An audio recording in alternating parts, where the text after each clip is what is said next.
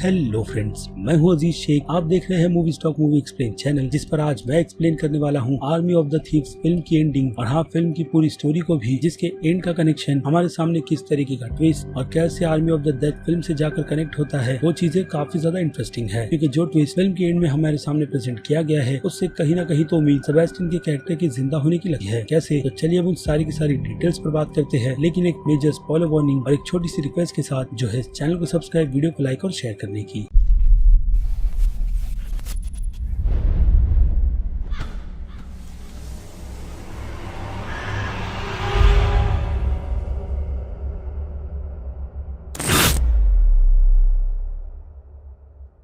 तो कहानी की शुरुआत लुडविग डाइटर नाम के कैरेक्टर से की जाती है, जिन्हें हम इस फिल्म में सेबेस्टियन नाम के कैरेक्टर से जानते हैं। और उन्हें सेबेस्टियन का ये टाइटल किस तरीके से मिला उसका पता हमें फिल्म की कहानी में आगे चल जाएगा। लेकिन अभी बढ़ते हैं सेबेस्टियन की लाइफ पर, जो बचपन में आम बच्चों की तरह खेलने नहीं जाता था, बल्कि अपना पूरा समय एक सेफ के साथ बिताता, जिसे वो बार बार लॉक कर उसे नए कॉम्बिनेशन के साथ हर बार खोलने की कोशिश करता। और हर बार खोलने पर वो उसके पैटर्न्स को नोट करता, वो भी अपनी बनाई गई एक कॉमिक बुक में, जिस कॉमिक बुक में उसने अपने कैरेक्टर का नाम लुडविग डाइटर रखा था। और बात करें सेबेस्टियन के पेरेंट्स की, तो उनकी तस्वीर दिखाकर ये कंफर्मेशन दे दी जाती है कि उनकी मौत काफी टाइम पहले ही हो गई है और अब सेबेस्टियन अपनी लाइफ में बिल्कुल अकेला है, जिसकी लाइफ का रूटीन सुबह यूट्यूब पर वीडियो बनाने से शुरू होता है, जिसे देखने वाला भी कोई नहीं। लेकिन सेबेस्टियन के यूट्यूब के चैनल पर जो सारी की सारी इन्फॉर्मेशन है वो लॉकस्मिथ हैंस वेंगर से रिलेटेड है, जिन्होंने अपनी पूरी लाइफ में सिर्फ अपने काम और फैमिली से प्यार किया था, जिनके मरने के बाद उन्होंने अपना पूरा ध्यान अपने काम पर लगाया था। जिस पूरे करियर में उन्होंने टोटल 5 सेफ ही बनाए थे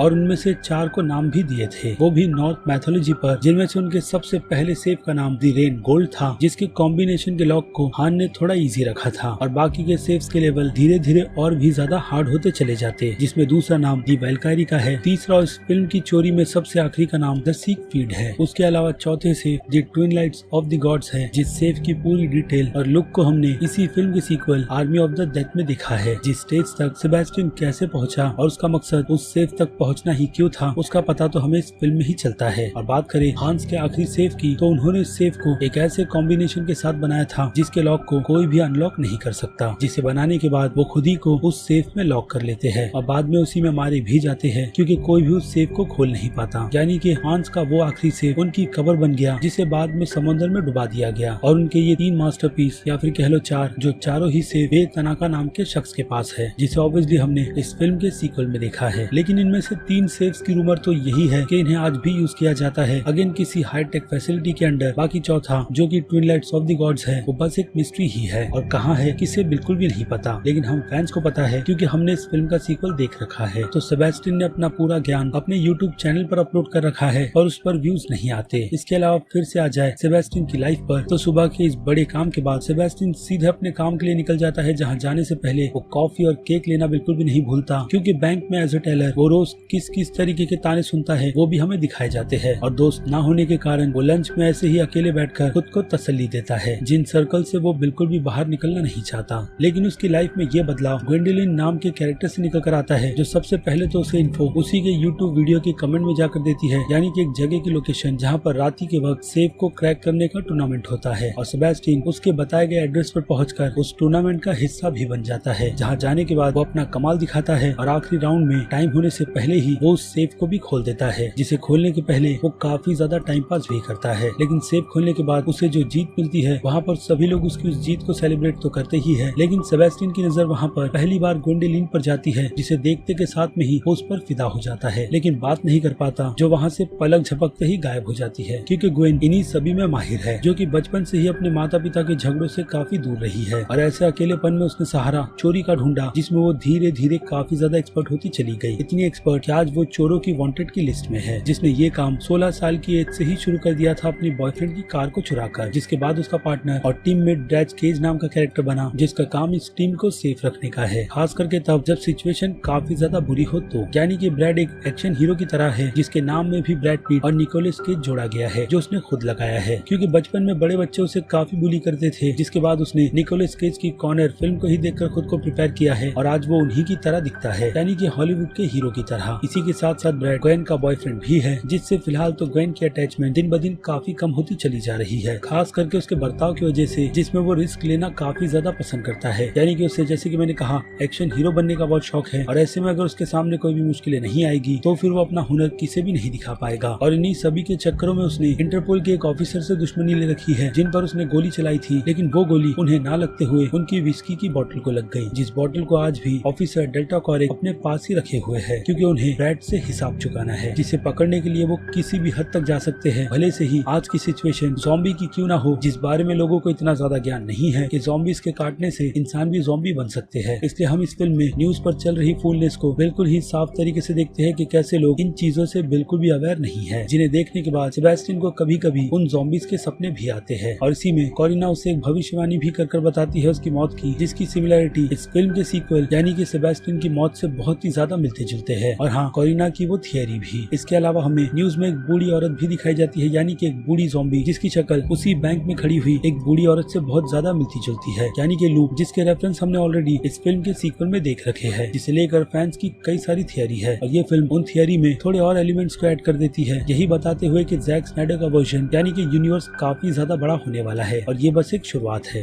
खैर, तो आते हैं फिर से इंटरपोल के ऑफिसर डेल्टा कॉरेक्स पर, जिनकी बीटवेक्स नाम की पार्टनर भी है और उसे कभी कभी डेल्टा का बिहेवियर बिल्कुल भी ठीक नहीं लगता, क्योंकि वो उन सभी के सभी मुजरिमों को लेकर काफी ज्यादा सीरियस है, जिनके सामने ज़ॉम्बी की सिचुएशन भी कुछ नहीं। इसलिए वो किसी भी कीमत में इन चारों को पकड़ना चाहते हैं, जिनकी लिस्ट में अब तक फिलहाल तो सेबेस्टियन ऐड नहीं हुआ है। लेकिन वो जो कोई भी चाल हांस के सेफ के पैटर्न के हिसाब से समझते हैं, तो ग्वेन उनसे एक कदम आगे रहकर अपनी अलग ही प्लानिंग कर रेडी रहती है, यानी कि ऑफिसर को बेवकूफ बनाने में, जो वो बार बार बनते भी है। जिन सब पर तो मैं बात करूंगा ही, लेकिन बात कर लेते हैं ग्वेन की टीम के और बाकी 2 मेंबर्स की, जिनमें से दूसरा नाम रॉल्फ के कैरेक्टर का है, जिसका काम इस ग्रुप में सभी को बुरी सिचुएशन से सेफ निकालने का है, लेकिन कार में बिठाकर, जिसमें एक बार उसकी टीम बैठ गई तो उसे पकड़ना नामुमकिन है। बाकी इस टीम की आखिरी मेंबर कोरिना है, जिसकी जिम्मेदारी इस टीम को उन चीजों को प्रोवाइड करना है जो कि एक हैकर करते हैं, क्योंकि बचपन में ही उसने सबसे पहली हैकिंग डिज्नी स्टूडियो के सर्वर को हैक कर किया था, जिसे हैक करने के बाद उसने pirates of the Caribbean 2 film को लीक भी किया था। और एक्चुअल में ये बात सच भी है, लेकिन डिज्नी स्टूडियो ने उन सिचुएशन से बहुत ही अच्छी तरीके से डील करते हुए हैकर्स को ही बेवकूफ बनाया था और फिल्म को रिलीज कर दिया था, ताकि डिज्नी स्टूडियो को लॉस ना हो, जिस प्लानिंग के चलते pirates of the Caribbean 2 film एक ब्लॉकबस्टर बन गई। खैर, तो अब आते हैं ग्वेन पर, जो अपने ग्रुप में सेबेस्टियन को ऐड कर इस टीम को 5 का बनाना चाहती है, ताकि उसकी मदद से वो लोग वर्ल्ड फेमस बन सके और हाँ, इतने पैसे भी बना ले कि वो लोग बाकी की जिंदगी काफी आराम से काट सके। लेकिन जो काम सेफ को खोलने का है, वो सिवाय सेबेस्टियन के और कोई नहीं कर सकता, जिसमें ग्वेन की दूसरी प्लानिंग ब्रैड के साथ यही डिस्कस हुई है कि पैसे लेने के बाद वो लोग सेबेस्टियन को उसकी नॉर्मल लाइफ में वापस भेज देंगे, क्योंकि ब्रैड धीरे धीरे सेबेस्टियन से जलने लगा है, क्योंकि उसकी करीबी ग्वेन से दिन ब दिन बढ़ती चली जाती है। लेकिन ये सब कुछ ग्वेन के सेबेस्टियन को अपॉइंट करने के बाद होता है, जिसे अपना इंट्रोडक्शन देने के बाद वो उसे उसकी कला दिखाती है कि वो चोरी में कितनी ज्यादा एक्सपर्ट है, जिसके बाद उसे वो वहाँ पर अपना एड्रेस देकर चली जाती है। और ग्वेन इस बारे में सोचता है और बाद में तय कर लेता है कि वो इस चोरी में उनकी मदद करेगा और साथ ही साथ अपने उस सपनों को पूरा करेगा, जिनका सपना वो बचपन से देखते आया है, यानी कि हांस के सेफ को खोलने का, जो उसके लिए सौभाग्य की बात होगी। और फिर ग्वेन के घर पर जाने के बाद वो अपनी टीम से उसे मिलाती है और ये भी बताती है कि 4 लोगों का ये ग्रुप शहर के ऐसे जगह पर रहता है जहाँ पर लोगों की नजर काफी कम जाती है और वो लोग ऐसे ही छुपकर अपने काम को अंजाम देते रहते हैं। तो यहाँ पर उनका पहला मिशन डिस्कस होता है, यानी कि पहला लेवल जो पेरिस से शुरू किया जाएगा और उस बैंक में सिक्योरिटी भी कम रहेगी और लोगों की नजर भी, जहाँ जाकर वो लोग अपना जलवा दिखाते हैं, खास करके कोरिना, जो अपनी बातों से उन सभी को बहलाती है। और ग्वेन वहाँ के लॉकर रूम में अपना सामान रखने के बहाने से जाती है, जहाँ पर उसने अकाउंट कुछ ही महीने पहले खोल लिया था। और सेबेस्टियन का काम वहाँ पर बस बाथरूम में जाकर वेट करने का है, जिसमें बैंक वालों की नजर हटेगी तो ग्वेन उसे अपने साथ सीधे लॉकर रूम में ले आएगी, जिसकी चाबी उसने गेट पर खड़े हुए गार्ड से ले ली थी, जो उसके लिए बाय हाथ का काम है। और फिर वहाँ पर सेबेस्टियन अपने जलवे दिखाता है, थोड़ा वार्म अप कर और उस सेफ को भी खोल लेता है। जिन सभी प्लानिंग की डिस्कशन वो लोग वैन में बैठकर कर रहे होते हैं और सेबेस्टियन बार बार यही कहता है कि ये सब कुछ करना बिल्कुल भी आसान नहीं, लेकिन देखते ही देखते वो लोग वहाँ से चोरी कर निकल जाते हैं और ये प्लान सक्सेसफुल रहता है। और सेबेस्टियन की लाइफ का पहला सपना पूरा हो गया है रेन गोल्ड के सेफ को खोलकर, इसलिए अब वो दूसरे मिशन के लिए बहुत ही ज्यादा एक्साइटेड है। लेकिन इस चोरी से इंटरपोल के ऑफिसर भी पूरी तरीके से तैनात हो गए हैं, इसी कंफर्मेशन के साथ कि अगली चोरी किस बैंक में और कहाँ होगी, जो लोकेशन पैराक बैंक की है। लेकिन इससे पहले सेबेस्टियन और उसकी बनी हुई टीम पार्टी करते हैं, जिस पार्टी में कोरिना सेबेस्टियन को ऑफर देती है उसके साथ हुकअप करने का, जिसे वो इग्नोर करता है क्योंकि उसकी नजर ग्वेन पर है, जिसे कोरिना भी नोटिस करती है और यही बताती है कि ग्वेन ने बहुत कुछ झेला है है बचपन में, जिसकी बची कुची कसर ब्रैड के साथ रिलेशनशिप में आने के बाद पूरी हो गई। और फिर वो दोनों आपस में मिलकर डिस्कशन करते हैं और अपने बचपन की ही बातें शेयर करते हैं, जिस बारे में मैं आपको ऑलरेडी बता चुका हूँ। लेकिन इस बीच हमें ब्रैड का असली नाम पता चलता है, जो कि एलेक्सी है, और उसकी हरकतों की ही वजह से ग्वेन उससे दूर होती चली जा रही है, और इस बारे में भी मैं आपको बता चुका हूँ। तो फिर अगले दिन उनकी चोरी उस हाईटेक बैंक में होती है, जहाँ पे वेलकारी नाम का सेफ रखा गया है। लेकिन वहाँ की सिक्योरिटी काफी ज्यादा स्ट्रिक्ट है, जिसे टाइम टाइम पर कोरिना हैक कर उन्हें पासवर्ड का एक्सेस देती चली जाएगी, ताकि वो लोग सेफ तक काफी आसानी से पहुँचते चले जाए। जहाँ के कैमरेस पर भी वो पुरानी वीडियो चलाकर सिक्योरिटी गार्ड को ट्रिक करने की कोशिश करेगी, जिसमें वो कुछ ही हद तक पास होती है, क्योंकि सिक्योरिटी गार्ड अपनी नजर स्क्रीन पर से बिल्कुल भी नहीं हटाते, जिनमें से एक स्क्रीन में सेबेस्टियन एक कमरे से दूसरे कमरे में जाता हुआ बिल्कुल भी नजर नहीं आता, जिस पर अब उन्हें शक होने लगा है। और दूसरी तरफ इंटरपोल के ऑफिसर भी उसी बैंक के बाहर पूरी फील्डिंग के साथ खड़े हैं, और अंदर वैन में सेबेस्टियन को जाने से पहले ब्रैड भी डराता है, जिसने पहले उसे यानी कि पहले के मिशन में गन दिखाई थी, जिस गन को लेकर ग्वेन ने सेबेस्टियन से यही कहा था कि वो उस गन को देखकर बिल्कुल भी ना डरे। और उसका पता हमें फिल्म के एंड में चलेगा, क्योंकि फिलहाल तो यहाँ पर सिचुएशन हाइस्ट की चल रही है, जिस बैंक में दूसरी तरफ से यानी दूसरे एलिवेटर को पकड़कर ग्वेन भी सेबेस्टियन तक पहुंच जाती है। लेकिन लॉकर रूम में जाने के बाद उनका सामना कुछ गार्ड से होता है, जिनसे हैंड टू हैंड कॉम्बैट तो सेबेस्टियन नहीं कर सकता, क्योंकि वो एक्सपर्ट नहीं है। लेकिन ग्वेन वहाँ पर अपने जलवे दिखाकर दोनों सिक्योरिटी गार्ड को पूरी तरीके से बेहोश कर देती है, और इससे अब सेबेस्टियन और भी काफी ज्यादा इम्प्रेस हो गया है, जिसके बाद वो उसके साथ फ्लर्ट करने की कोशिश करता है। और उनकी इस बातचीत को ब्रैड दूसरी तरफ सुनकर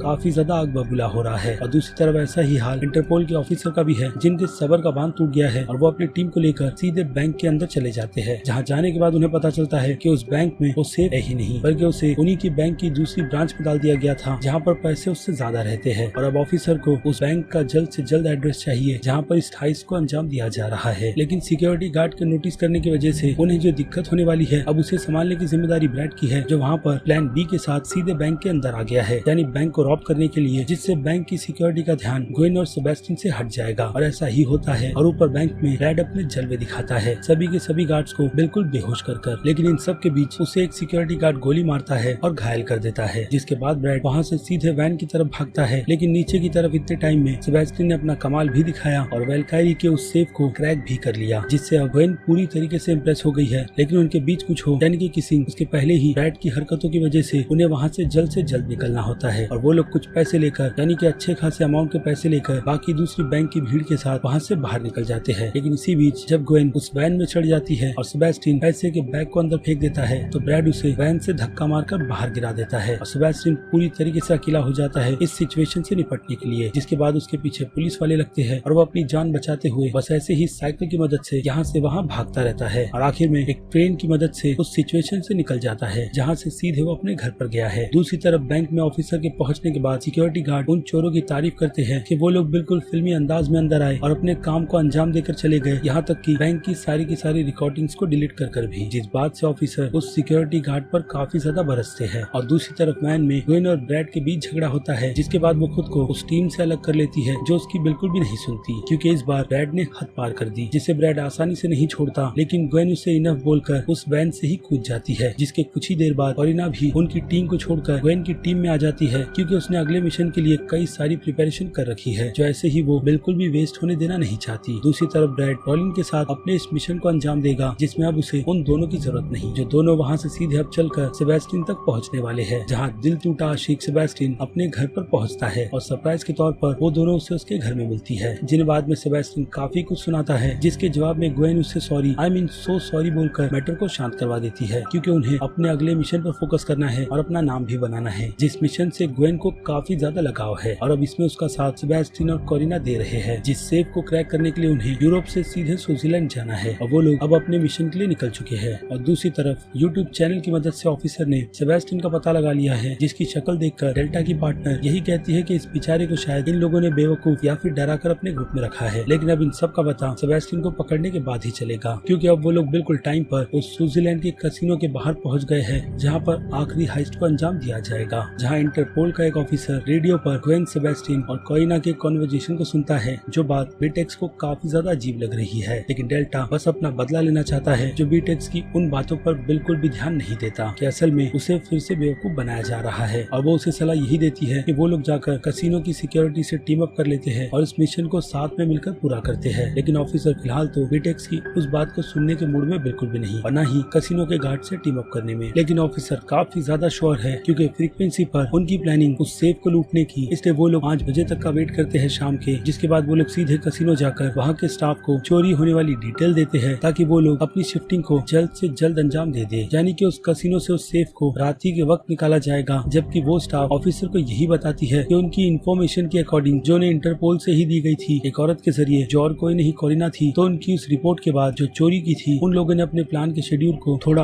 और जल्दी करने का सोचा था, जो 5 बजे के पहले ही हो गया। यानी कि वो सेफ इस कसिनो से 1.5 घंटे पहले निकल चुका है अपनी दूसरी डेस्टिनेशन पर जाने के लिए, वो भी कम से कम सिक्योरिटी के साथ, जिसकी भनक फिलहाल तो स्टाफ के अकॉर्डिंग उन रॉबर्ट्स को नहीं है, लेकिन ये उन्हीं की प्लानिंग थी। जिस ट्रक में ग्वेन भी बैठी हुई है, जो यही बात सुनती है उन दोनों गार्ड से कि जैक एफ्रॉन को ज़ॉम्बी ने काट लिया है और अब वो ज़ॉम्बी बन गया है। जिसके बाद क्या उसे गुस्सा आता है और वो उन दोनों सिक्योरिटी गार्ड को मारकर ट्रक पर अपना कब्जा ले लेती है, जहाँ पीछे सेफ में अब अपना काम यानी कि उंगलियों का कमाल सेबेस्टियन को दिखाना है, वो भी ऐसे ही रोड पर चलती हुई ट्रक से, क्योंकि कुछ ही घंटों में पुलिस भी उन तक पहुंच जाएगी, जिन्हें वहाँ पर देखने का काम कोरिना एक वैन में बैठकर करती है। लेकिन वहीं पर उसकी नजर मोबाइल एक्टिवेट होने के बाद ब्रैड और रॉलिंस पर जाती है, जो उस बैंक के बाहर उन लोगों की प्लानिंग को अंजाम देने का वेट कर रहे हैं। लेकिन रोलेक्स के कहने के बाद वो जैसे ही ग्वेन की लोकेशन को देखता है जीपीएस को ट्रैक कर, तो उसे पता चल जाता है कि वो लोग अपने मिशन पर दूसरी तरफ निकल चुके हैं, जिन्हें रोकने के पीछे कोरिना लगने ही वाली होती है कि इंटरपोल के ऑफिसर उसे आकर पकड़ लेते हैं। लेकिन इसी बीच वो मोबाइल में रन का मैसेज डालकर अपने फोन को डिस्ट्रॉय कर देती है, जिसके बाद उसके सामने ऑप्शन यही रखा जाता है कि वो उन्हें ग्वेन के ट्रक की लोकेशन बता दे, जिसके बदले में उसकी सजा और उसके छोटे भाई की देख-रेख और उसकी पढ़ाई की जिम्मेदारी ब्रिटेक्स खुद पर ले लेती है। यानी कि कोरिना उन ऑफिसर्स को ग्वेन की लोकेशन बता देती है और आखिरी प्लान भी कि वो लोग इन सब के बाद आखिर में कहां पर जाएंगे, क्योंकि ग्वेन का प्लान इस आखिरी रॉबरी के बाद सीधे अमेरिका यानी कि नवाडा जाने का है, वो भी अपने तीनों दोस्तों के साथ, या फिर कह लूं नए बने बॉयफ्रेंड सेबेस्टियन के साथ। लेकिन कोरिना अपने भाई के चलते ऐसा नहीं कर सकती, इसलिए उसने ऑफिसर्स को सब कुछ सच सच बता दिया। और ग्वेन के प्लान की बात करें तो नवाडा में ग्वेन उस आखिरी सेफ को ढूंढकर उसे क्रैक करना चाहती है, जिसके बारे में मैं आपको स्टार्ट में बता चुका हूँ। इसलिए सेबेस्टियन नवाडा जाकर स्कॉट की टीम में शामिल हो जाता है, उसके एक ही बार बोलने पर, जिस मौके का वो कई टाइम से वेट कर रहा था। लेकिन इन सब में उसकी मौत हो गई, या फिर नहीं भी, कैसे तो उस पर मैं बस थोड़ी देर में ही बात करूंगा, क्योंकि पहले खत्म कर लेते हैं इस फिल्म की कहानी को, जहाँ पर सेबेस्टियन फिर से अपने जलवे दिखाकर उस सेफ को खोल लेता है। लेकिन जैसे ही वो लोग पैसे लेकर वहाँ से बाहर निकलने वाले होते हैं, बाहर की तरफ स्कॉट और रोलेक्स खड़े होते हैं, वो भी गन उन पर पॉइंट कर, जिसमें मौका देकर ब्रैड सेबेस्टियन पर 2 बार फायर करता है, लेकिन गोली नहीं चलती, क्योंकि ग्वेन ने उस गन से पिन ही निकाल ली है। इसलिए वो स्टार्ट में सेबेस्टियन को उस गन से डरने के लिए बिल्कुल मना करती है, जिसका पता अब हमें फिल्म के एंड में चल गया है। लेकिन ग्वेन के पास जो गन है वो बिल्कुल ठीक है, जिसकी मदद से वो उन दोनों को ट्रक के पास बांधकर सीधे वहाँ से सेबेस्टियन के साथ अपने मिशन को आखिरी अंजाम देने के लिए निकल पड़ती है। यानी कि एक बोट में बैठकर वो लोग सबसे पहले इस मुसीबत से बाहर निकलेंगे कि इंटरपोल वाले उनका पीछा बिल्कुल भी ना करें। और दूसरी तरफ ब्रैड और रोलेक्स को ऑफिसर डेल्टा पकड़ते हैं और ब्रैड की शक्ल देखते के साथ में ही वो सबसे पहले उसके खूबसूरत चेहरे को फोड़ते हैं, यानी कि अपनी दुश्मनी पूरी करते हैं, और बाद में वहाँ से सीधे ग्वेन को पकड़ने के लिए चले जाते हैं, और हाँ सेबेस्टियन को भी। लेकिन ग्वेन वहाँ पर ऑफिसर के साथ डील करती है सेबेस्टियन को छोड़ने की, जिस डील को ऑफिसर काफी सोचने के बाद मान जाते हैं, यही ध्यान में रखकर कि ग्वेन का इन सबसे कोई भी लेना देना नहीं था, इसलिए वो चला भी जाए तो कोई फर्क नहीं पड़ता, क्योंकि उनकी पुरानी दुश्मनी उन चारों से थी, जो चारों अब उनकी कस्टडी में है। लेकिन सेबेस्टियन यहाँ से जाना नहीं चाहता था ग्वेन को अकेला छोड़कर, लेकिन ना चाहते हुए भी वो ग्वेन को यहाँ पर ऐसे ही अकेला छोड़कर चला जाता है, जिसके बाद ऑफिसर उसे पकड़ लेते हैं। और अब सेबेस्टियन के पास ऑप्शन पासपोर्ट की मदद से नाम बदलकर, जो कि अब लुडविग डैटरी है, वो वहाँ से सीधे उसी नाम के साथ अमेरिका चला गया है, यानी कि नवाडा, जहाँ जाकर वो एक सेफ की दुकान में काम कर रहा है। और उसके बाद उसकी मुलाकात आर्मी ऑफ द डेड के फिल्म के स्कॉट और मारिया के कैरेक्टर से होती है, जो उसके पास वेगस जाने का वो सुनहरा मौका लेकर आए हैं, जिसमें वो हामी भरकर उनके साथ उस मिशन पर जाने के लिए मान जाता है और वहीं पर मारा जाता है। लेकिन इस काम को कर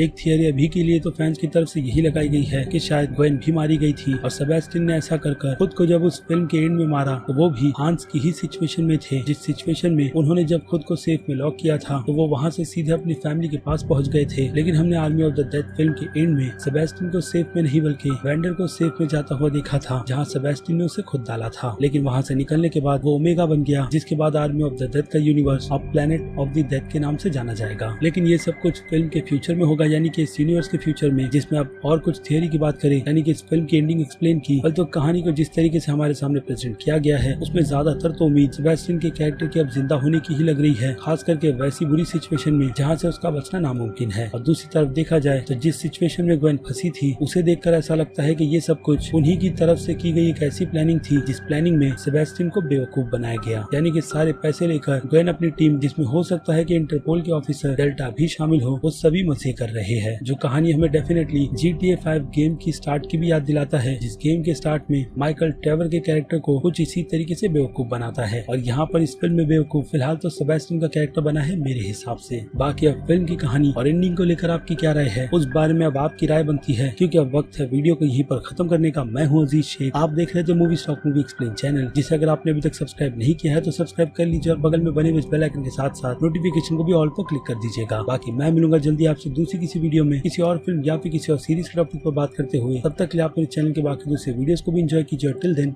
बाय।